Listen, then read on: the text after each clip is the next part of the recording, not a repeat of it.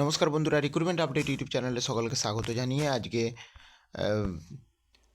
9/2/2024 পশ্চিমবঙ্গের mid day meal কর্মীদের জন্য একটি গুরুত্বপূর্ণ আপডেট রয়েছে। মিড ডে মিল কর্মীদের জন্য গুরুত্বপূর্ণ সুখবর। এবারের 2024 বাজেটে পশ্চিমবঙ্গ সরকার মিড ডে মিল কর্মীদের জন্য আরও 500 টাকা ভাতা বৃদ্ধি করলেন। এর আগে যে ভাতা ছিল সেই ভাতার তুলনায় আরও যেটা পেতেন তার সঙ্গে আরও 500 টাকা পাবেন প্রতি মাসে।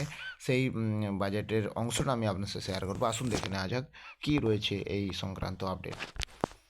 দেখুন, গতকাল যে আর্থিক বাজেট প্রকাশিত হয়েছে পশ্চিমবঙ্গ সরকার করছে, তাতে এখানে রয়েছে দেখুন 15 নম্বর কলামে, যেটা প্রায় 2,30,000 কুক কাম হেল্পার রাজ্যের ছাত্রছাত্রীদের মিড ডে মিল কর্মসূচিতে রান্না করা খাবার দেওয়ার জন্য নিযুক্ত আছে। বর্তমানে এই কুক কাম হেল্পারের কর্মসূচিতে মাসে 1,000 টাকা করে 10 মাস টাকা পান। রাজ্য আরও প্রতি মাসে অতিরিক্ত 500 টাকা প্রতিটি কুক কাম হেল্পার দিচ্ছে অনুদান হিসেবে, এবং আমি প্রতিটি কুক কাম হেল্পারকে মাসে আরও 500 টাকা আর্থিক সাহায্যের প্রস্তাব করছি।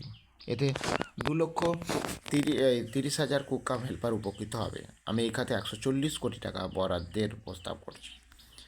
তাহলে দেখলেন যে কুক কাম হেল্পার যারা রয়েছেন, অর্থাৎ রন্ধনকর্মীরা, তাদের যে